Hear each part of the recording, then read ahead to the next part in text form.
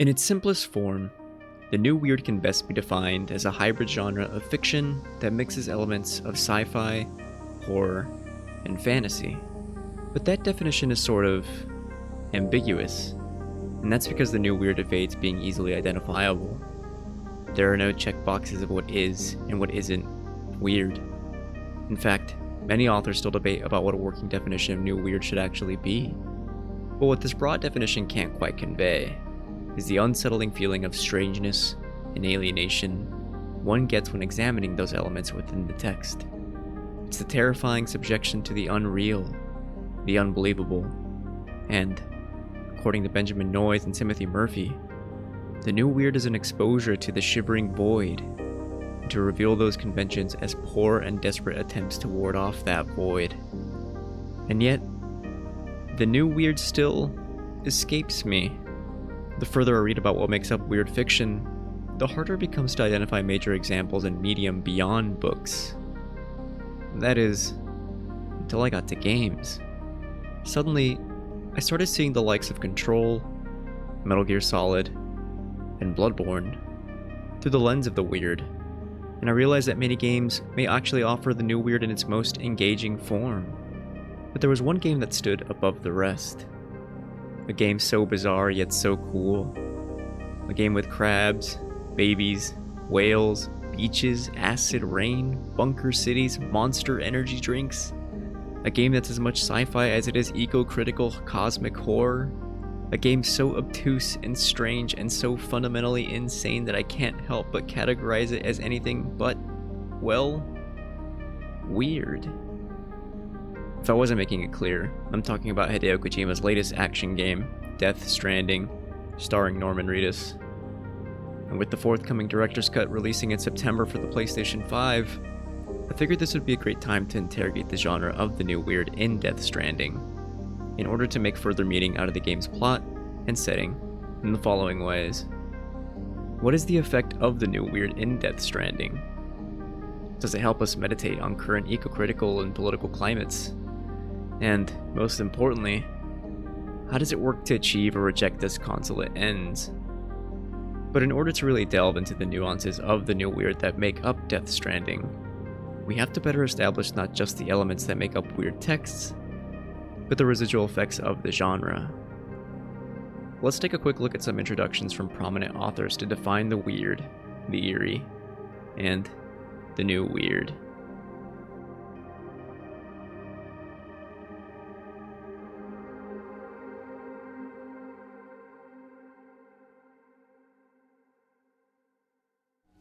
I can't help you with that. I make deliveries, that's all. This is Bridges Central Dispatch. Freelance contractor Sam Porter Bridges.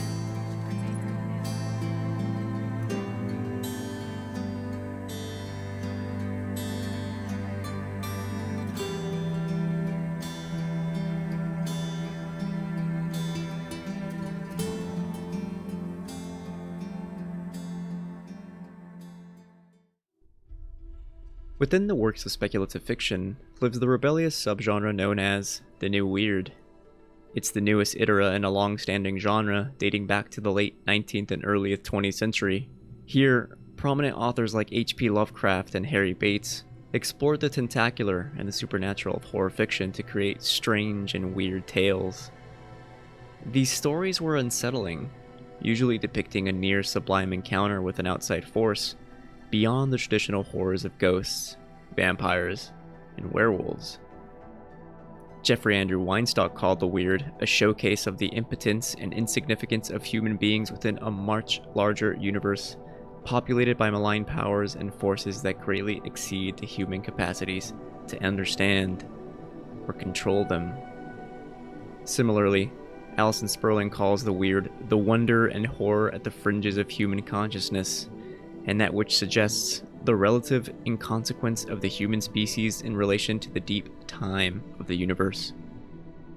There's a lot to unpack in these quotes, but essentially Weinstock and Sperling are suggesting that the weird is almost a sublime experience, an encounter with an outside force, whether it be Cthulhu or not, so beyond the faculties of our human understanding that it shakes our very preconceptions of what we experience as real. It's a gaze into that shivering void, an ontological disruption of our status quo. But how do we make sense of what is considered weird? Mark Fisher, in his book The Weird and the Eerie, summarized the weird as natural and as something which does not belong. Elvia Wilk contrasted this definition with the supernatural, helping us define the weird by what it isn't. For example, a vampire may not belong in 1800s Europe, but that doesn't make it weird. It's artificial, supernatural. The weird, on the other hand, deals with objects that are natural, or explained to be natural. Black holes are certainly real, but when placed in strange locations within a text, they thus become weird, difficult to understand. On this, Fisher states, after all, it is our conceptions that must be inadequate. If you're with me so far, essentially the weird is the presence of an outside force, displaced in settings that seem unbelievable, which in turn makes room for the eerie, a leftover feeling of strangeness and discomfort after being exposed to that outside force.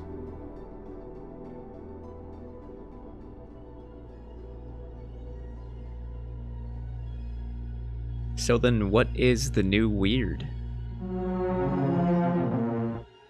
Well, the new weird contains those same elements of the weird, but its telos is different, aiming instead to subvert our sensibilities of the alien. How we get there is up for debate. Noys and Murphy characterize this subversion as a welcoming of the alien, and as sites of affirmation and becoming. That isn't to say we necessarily make friends with the alien, although this could be the case in several films, such as the heptapods from Denis Villeneuve's Arrival, or, to a certain degree, the beings of the other dimension from Christopher Nolan's Interstellar. But that these outside forces are a depiction of our socio-political climates, an echo of our world that which we must either learn from or assimilate to. And many times we don't learn. Human beings, after all, learn the hardest lessons when encountering failure.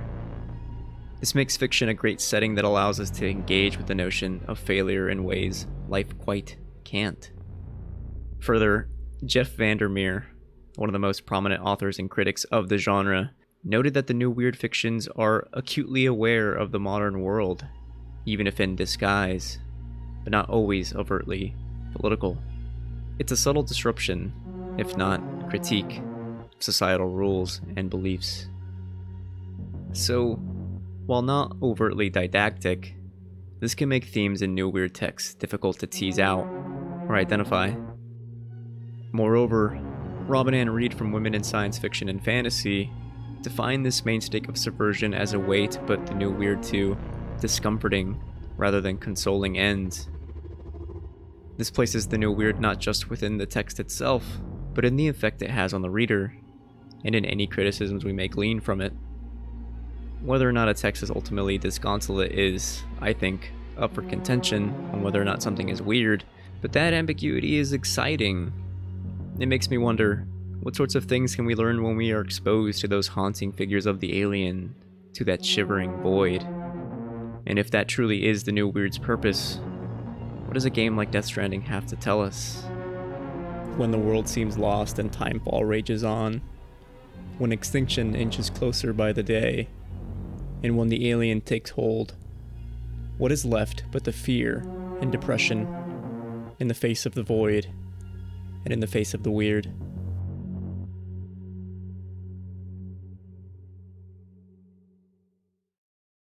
Once there was an explosion, a bang which gave birth to time and space.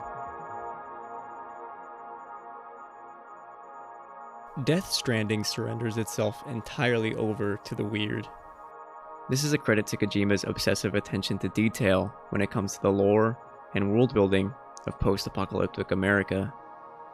Acid rain known as timefall pours from the skies, aging any living thing rapidly upon touch. Cryptobiotes, small protein-filled maggot-like creatures alleviate those effects if taken as precautionary measures. Delivery personnel known as porters traverse the now untouched verdant landscape to reach underground networks of bunker cities, enduring rivers, cliffs, snowy mountains, and, of course, the dead come-to-life figures known as BTs, or beached things. And this is where things start to really get weird. Life after death in Death Stranding is complicated, to say the least. The spirits of those that die are taken to the beach, a limbo space that traps the dead before the afterlife. Not quite dead, not quite alive.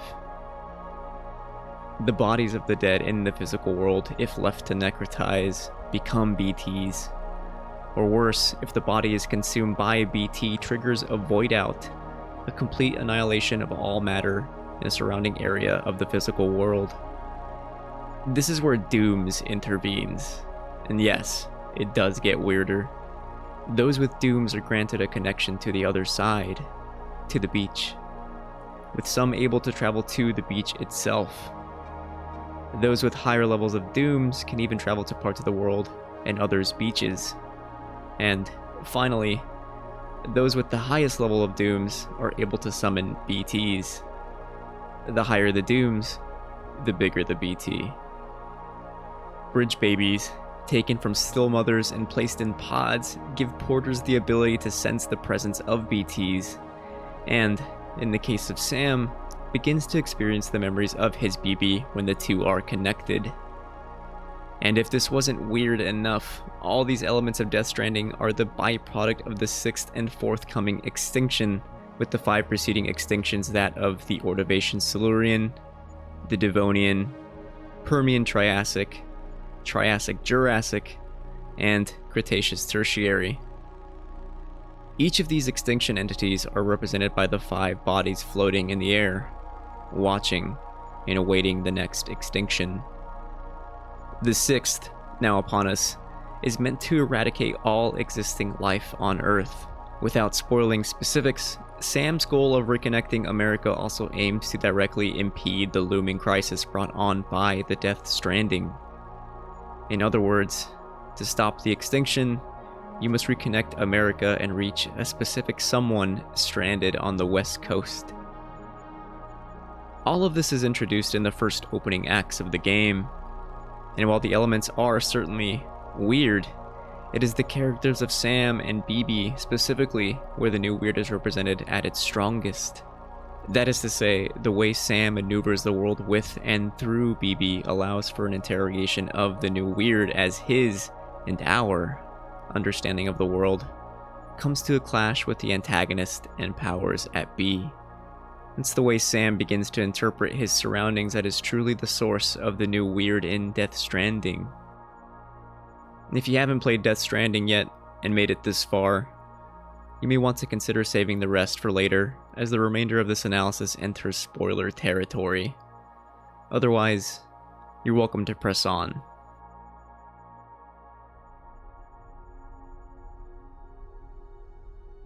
There's a moment early in the game where Sam dies after being caught in a void out from a large BT. He awakes on the beach to the sound of soft, crashing waves, and the baby crying in the sand.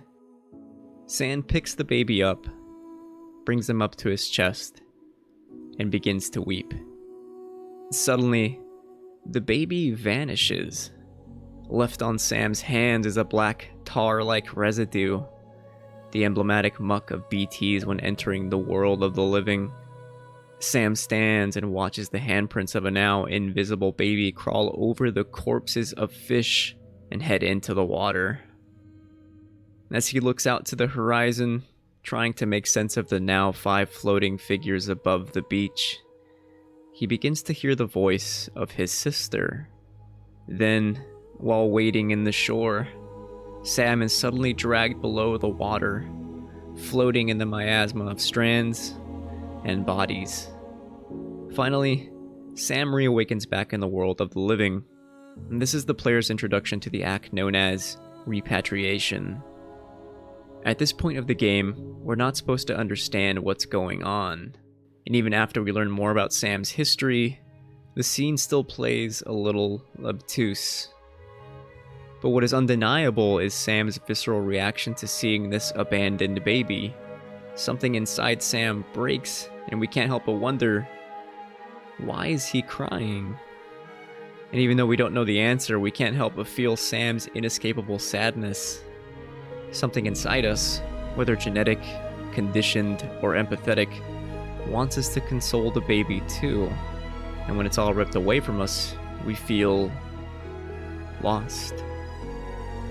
Indeed, it is that very feeling that interpolates the new weird, even though we can't quite understand it yet.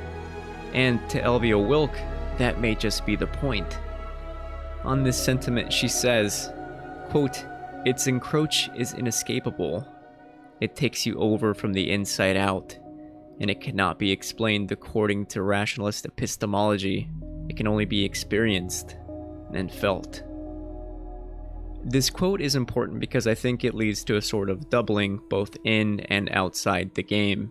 As players, we experience the new weird at the inundation of lore presented via the close handycam cutscenes. We shiver at the thought of aging rain, cover at imagining being lifted into the sky, and eaten by a faceless creature of the apocalypse. And while Sam may certainly be afraid at his impending doom, his understanding of his responsibilities of being a porter are, for the most part, par the course. Sam's encounter, however, is with his BB, more specifically his connection to BB. The disruption of Sam's feelings happens time and time again throughout the game. Every connection you make, each memory you live, each unexplainable time travel, all epistemological mysteries to the man who delivers. Deadman, the Bridges coroner of the game, says on this that when someone with dooms hooks up to a BB, your feelings and memories cause feedback, like with the speaker. It amplifies fears and stress, and runs the risk of taking you to a place from which you will not return. Sure, Sam keeps his cool by maintaining focus on his job as a porter, but the fact still remains, BB has compromised him. And, after all, what is the new weird if not an exposure to the chaotic realities of nature which we, and Sam, can only discern as unexplainable and beyond the capabilities of knowledge? There's also the ontological question of Sam as a weird figure. As a player, Sam's repatriation is a mechanic, a way to circumvent failure by coming back to life. As a subject, however, I can't help but wonder the emotional tax Sam takes at dying over and over again. If void outs annihilate all matter, is Sam still Sam? And is Sam shaken at his state of being, or does he surrender himself over to the weird? This question is sort of hard to satisfy. As a player, death places you at your latest checkpoint. Repatriation may or may not have actually happened. It's up to your individual interpretation of the game's mechanics to determine that. But death during a narrative cutscene points back to those ontological meditations. Sam is at his most emotionally vulnerable when at the beach. What feels weird or eerie depends on who you are, and is therefore a political question. Through perceptual flips, new weird could relocate the weird from the outside to within. Wilk's quote here on perception brings up an important facet. Who, in Death Stranding beyond Sam, experiences the weird? I can't help but wonder how the members of society view the events of Death Stranding either. How they begin to try to comprehend the notion of life after death in all its complicated, multitudinous ways, and more importantly, how they attempt to keep any conception of self within this new weird landscape. In some ways, Wilk's quote would instead point to BB as both subject to and location of the new weird. After all, Sam's disruption mostly occurs when witnessing the flashes of memory when first connecting to his BB, and, although not necessarily overt, there's something to be said about the political question of BB's survival. Although Deadman reminds Sam of his orders to destroy BB, as it's seen as a failed attempt at utility, Sam chooses instead to keep BB. Whether or not you agree with the politics of pro-life, Kojima may be subtly implying the question of pro-life versus pro-choice through Sam's relationship with BB, and, in turn, the restoration of America's social and environmental climate. Given Wilk's quote, "If this is at the center of Death Stranding's thesis, would this then make BB our subject?" To interrogate this notion further, I'd like to bring in one last quote from Wilk. "Weird does not reduce the world to human subject experience either. Weirdness hovers between poles of explainability." I can't help but think of BB as I tease out the implications of this quote. Wilk is specifically talking about what constitutes a weird subject, and I think BB may just fit that mold. As mentioned earlier, bridge babies are taken from still mothers and placed in pods. Their lifespan incredibly finite as they can't exist outside that pod. Yet their connection to the beach, to the purgatorious domain beyond death, is the strongest without having to possess dooms. By their very nature, these babies exist as liminal figures, both beings of here and there. I think that's what makes them so compelling to attempt to analyze. They resist anyone reading while simultaneously deconstructing the rules of our nature through their connection to the beach. In this sense, not only are BBs a postmodern perspective on reality, but they may very well be the ultimate location of new weird in Death Stranding. This leaves one final question we still haven't approached. Is the game ultimately disconsolate? And like any interrogation of the new weird, that answer is also, unfortunately, complicated. It's true, Sam's continuous treks in the outside world have rendered him despondent. He begins the game as a depressed figure, isolating himself to the lonely job of a porter, with each encounter with the roaming BTs seeking to further twist his conception of life and death. And, up until the end, Sam persists as a defeatist. He has no faith in governmental leaders, sees the world as broken, and admits himself to being emotionally dead. Sam literally saves the world, and his first order of business is to shut himself out from the connections he's made and resume the mission that opened the game, to dispose of BB. That is, until we get to the final chapter of the game titled Lou. The past just won't let go. I'll see you around. Sam Porter Bridges.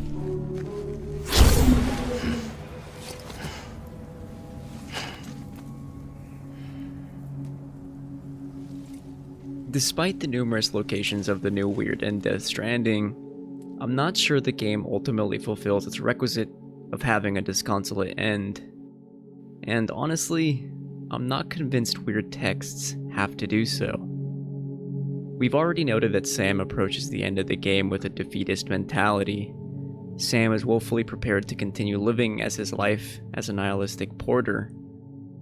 But the game does something interesting moments before, just as the climax is reaching its crescendo. Now, we didn't mention these characters in this essay, so if you don't know who they are, or if you can't remember specific details, here's a quick recap to get you up to speed. Amelie Strand is Sam's sister. She has been held captive by a group of militia known as the Homo Demons, and their leader, Higgs, a man who possesses an extremely high level of dooms.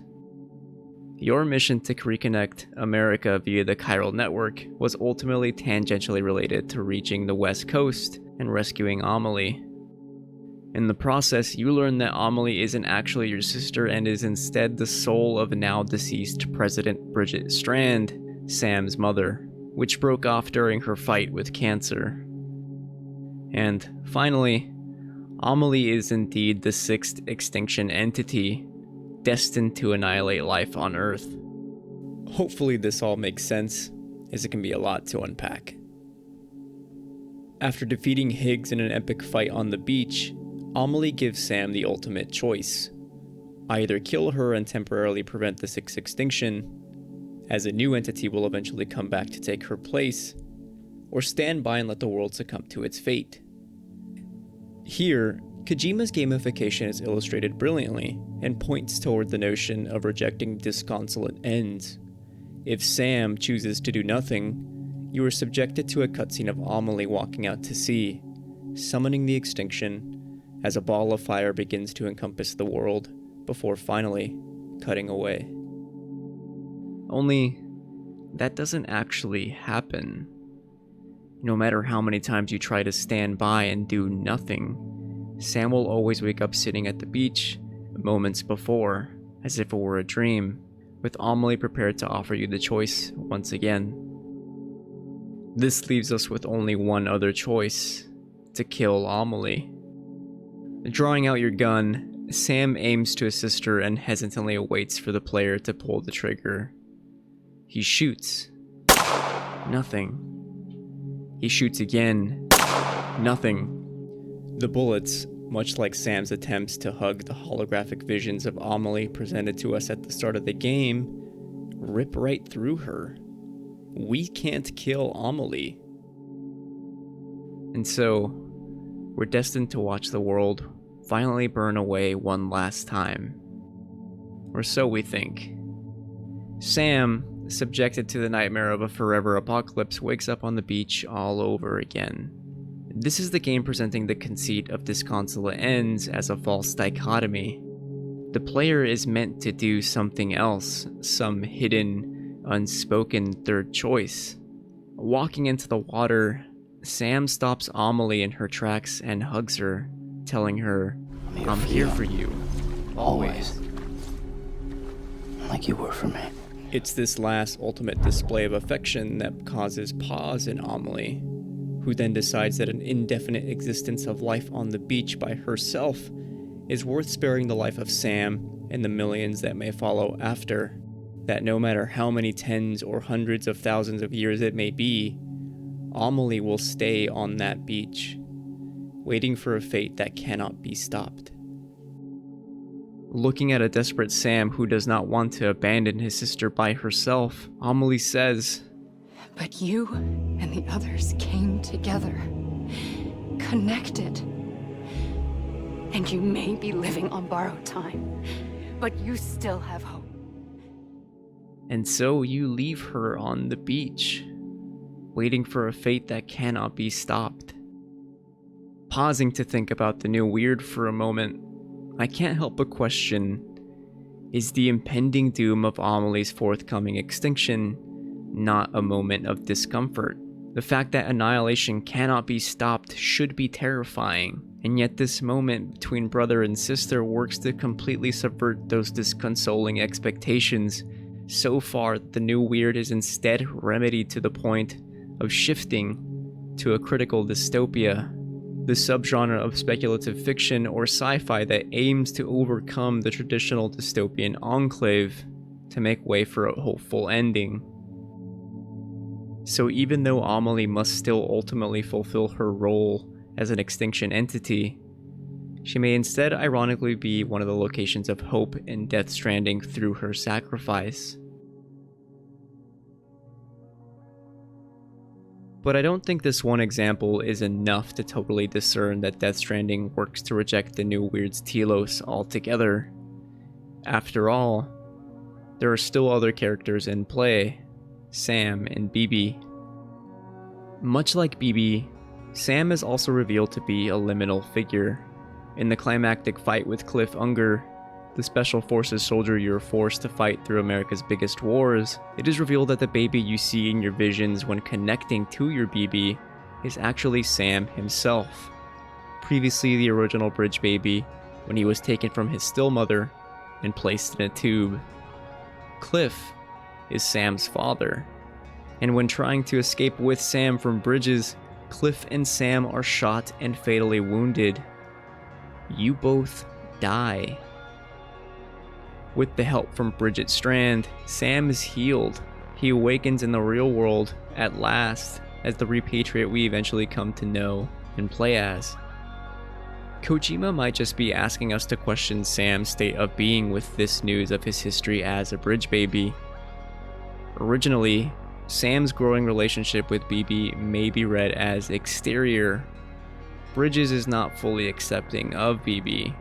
They view him as utility for Sam, no more than a tool to help Sam get from point A to point B. In this way, BB lives in the periphery of the world of Death Stranding, a footnote in humanity's struggle for survival. So, naturally, as Sam builds a relationship with BB, later named Lou, so too does the player. On this front, the barriers of the new weird start to crumble as we learn to accept that which is inexplicable. Perhaps then Sam's history as a BB reinforces this notion. What was once an exterior relationship to the world of Death Stranding thus becomes interior as Sam, now a weird figure, starts to redefine his sense of self through his encounters with Lou. We, as players, have actually empathized with new weird figures all along. And if that isn't enough to interrogate the precarious boundary between the real and the weird, then one must consider Sam as a weapon. Early in the game, Deadman notes that by utilizing Sam's DNA found in his blood, urine, and fecal matter, Bridges has developed weapons capable of destroying BTs. They don't know why Sam's DNA is successful at this point, though we learn that his history as a BB is the reason why, but this hidden facet soon reveals much more. Sam's interiority as a weird figure has indeed been there all along, even in gameplay mechanics. So, if we were meant to empathize with these figures of Sam and BB, and to destroy those figures that cannot be redeemed, then this teasing implication of Sam's DNA has to be evidence of Death Stranding's shift to something more hopeful by rejecting the notion of a disconsolate ending. This just leaves us with BB, or Lou as Sam comes to call him. To quote Elvia Wilk one last time on the topic of weird fiction, she says, "Fiction foregrounds human subject experience without reducing the universe to human subject experience. In that way, it potentially moves between the two options we're usually given for the way the future can go, utopia or dystopia. It allows us to ask, whose utopia? Whose dystopia? If the human is not the protagonist, which one is which?" These questions of subject, while now overtly apparent in Death Stranding, have been hinted at along the way for a slow subversion and, I think, ekes out the new weird for much of the game. But it's in these final moments between Sam and Lou where the shift of what Wilk questions as the human subject experience comes into play. A shift to the critical dystopia. Still living in a world ravaged by BTs and void outs, with a questionable aristocratic leader in a position of power, Sam embarks on his final mission to destroy the baby that has accompanied him throughout most of his journey, to destroy Lou. And he almost does. In a moment of curiosity, Sam decides to take Lou out of his container to see if he will live. The bridge baby you learned to take care for, whom you gave a name to, the baby that others saw as a tool meant to use, abuse, and destroy if they failed to live up to expectations of utility, is at last revealed to not be Lou after all. Lou is, in fact, a she. Sam walks away from the incinerator with the baby in his hand, looking one last time to the idyllic vista ahead of them, back into the world once again, and at last fades to black. And then you hear Sam's voice one last time. Louise. How can I not see Sam as anything but hopeful in this final scene? While I don't think Death Stranding seeks to reject dystopia altogether, the world is still very much in disarray. In a state of repair, sure, but disarray nonetheless. The fact that Sam's decision to not only continue building a relationship with this baby, but to name her Louise, speaks volume of the way we should see survivance, that hope can indeed persist in the generations that follow. Earlier in the game, Deadman says, "Your BB should be dead." And even in the end, this statement should be true. Bridge babies can't exist outside their pods. But Louise does. I can't help but determine that the connection Sam has made with her, and others along the way, in some ways inspires Louise's survival, and, more importantly, implies that the continuation of life, of hope, is possible within new weird texts.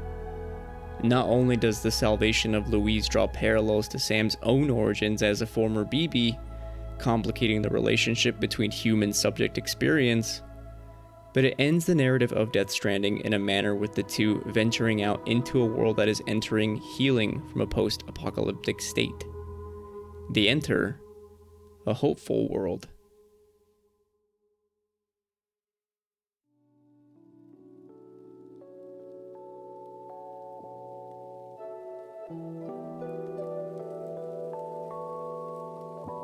There's so much more to read from Death Stranding, specifically the ways Kojima utilizes the new weird to make its setting a place to interrogate our current socio-political climate as a form of eco-criticism. Not to mention the myriad ways we can read the various BBs as allegory for pro-life versus pro-choice. We could spend an entire essay discussing the relationship between Mama and Lochna. We could tease out Trumpian criticisms from Amelie and Bridges' desire to reconnect America. And we could certainly look at the war industrial complex with Cliff Unger. The textual richness of Death Stranding goes so far beyond what I could ever have imagined Kojima to produce. And yet I end my discussion still not feeling content with my conclusions. I could tell you all the ways the game presents itself as a vessel for the new weird, but I'm left wanting, needing more. I know there is a shift to a hopeful ending that outright rejects the definition of the new weird, and yet I'm still not satisfied. Which begs the question, maybe the new weird is more than the events in a text, more than the characters and story we analyze, more than even the game itself. Maybe the new weird follows us into our own personal analyses and syntheses of games, movies, shows, books, music. Maybe the new weird is the unsatisfactory feeling itself, the effect of me trying to read Death Stranding. Maybe being exposed to the shivering void lingers within us, that even though the game ends hopeful, I am still left with more questions than answers. Maybe the new weird is the feeling of uncertainty at those same questions I can't resolve. And maybe the new weird lingers more than I ever could have imagined. Or maybe the game is just weird as hell.